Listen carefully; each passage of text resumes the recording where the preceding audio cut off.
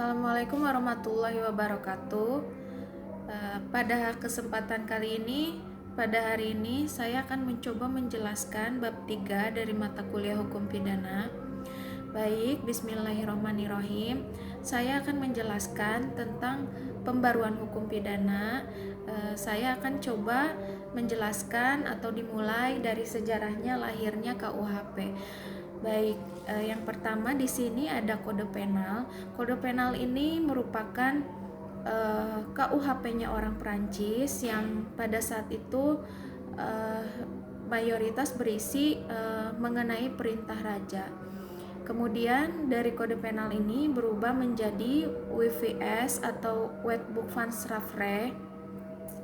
WVS ini merupakan KUHP-nya orang Belanda. Jadi pada saat itu, pada saat Belanda menjajah Nusantara atau pada saat itu disebut dengan kawasan Hindia Belanda, mereka membawa WVS ini kemudian diambil untuk kesatuan hukum pidana yang kemudian diperbarui menjadi WVSNI.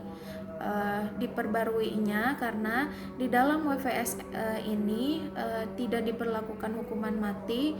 Kemudian barulah pada saat WVS ini diubah atau diperbarui menjadi WVSNI, diberlakukan kembali hukuman mati.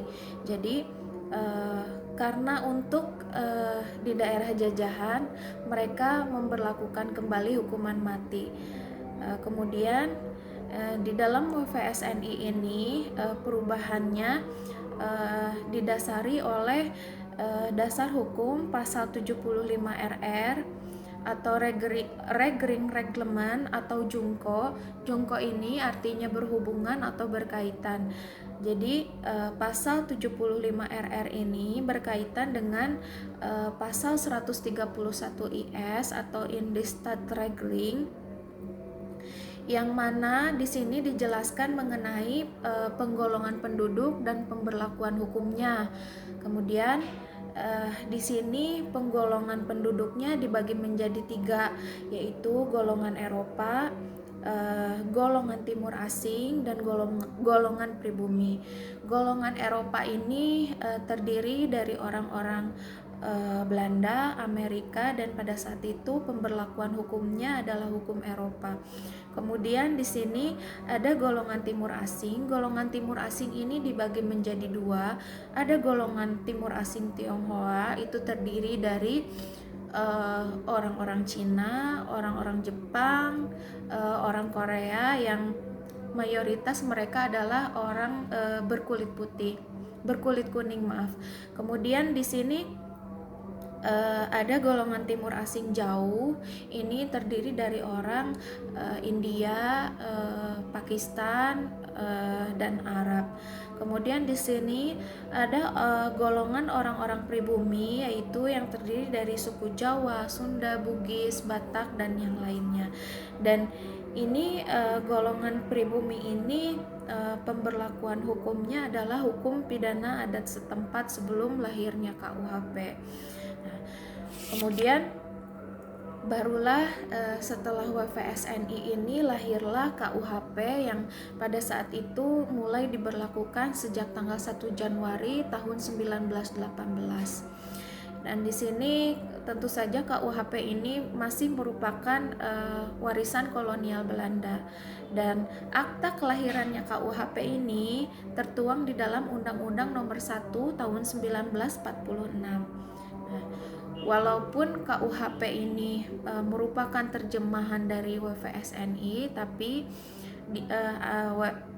KUHP ini tidak sama persis dengan WVSNI. Jadi di sini misalnya di dalam mata uang WVSNI ini adalah gulden. Gulden ini yang sekarang adalah euro, sedangkan di dalam KUHP ini gulden diganti dengan rupiah. Kemudian istilah gubernur jenderal di dalam KUHP di dalam WVSNI itu di dalam KUHP ini diganti menjadi presiden. Kemudian besaran sanksinya pun sekarang sudah dikalikan dengan puluhan kali lipat. Baik, itu dia sejarah pembaruan KUHP. Di sini saya akan menjelaskan tentang alasan pembaruan KUHP.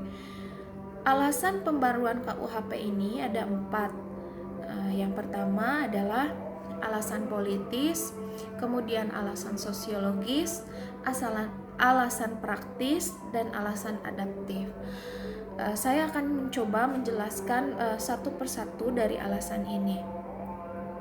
Jadi, di sini ada alasan politis. Alasan politis ini pada saat itu Indonesia adalah salah satu negara yang sudah merdeka, negara yang sudah diakui oleh PBB. Jadi sudah selayaknya Indonesia ini memiliki KUHP sendiri. Kemudian di sini walaupun realitanya KUHP ini merupakan turunan dari WVSNI, akan tetapi KUHP ini sebenarnya sudah mengalami beberapa kali perubahan. Jadi itu dia alasan politisnya adalah sudah selayaknya Indonesia ini memiliki KUHP sendiri. Kemudian di sini ada alasan sosiologis.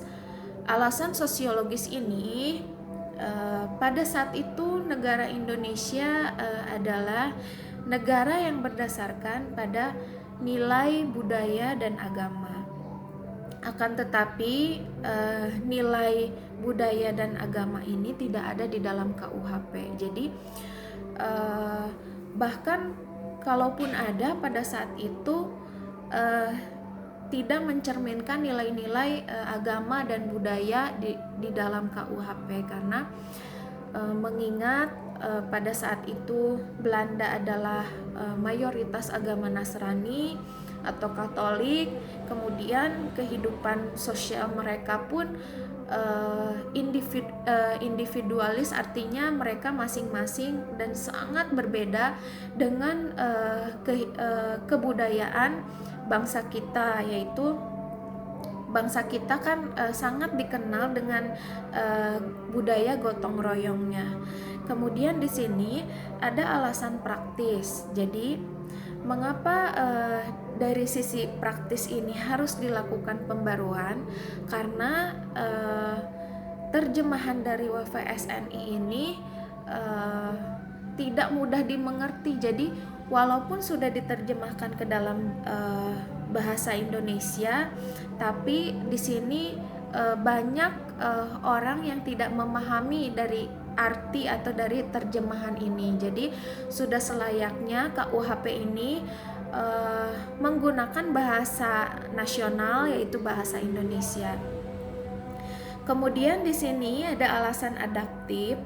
Adaptif ini jadi sebagai bagian dari bangsa-bangsa di dunia, Indonesia sudah selayaknya memperhatikan asas-asas atau nilai-nilai yang sifatnya universal.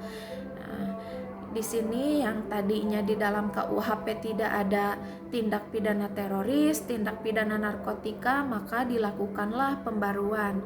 Adapun di dalam KUHP saat itu hanya ada tentang pembajakan udara. Jadi setelah adanya tentang pembajakan udara ini yang terjadi di Bangkok, barulah muncul undang-undangnya, karena sebelumnya tidak ada. Itulah alasan adaptif mengapa dilakukan pembaruannya KUHP. Kemudian kita beralih lagi di sini, ada cara melakukan pembaruan KUHP itu melalui 5 tahapan, yaitu yang pertama kriminalisasi, dekriminalisasi, kemudian rekriminalisasi, kemudian di sini ada depenalisasi, dan yang terakhir adalah mitigering. Baik, di part 2 saya akan mencoba menjelaskan tentang cara melakukan pembaruan.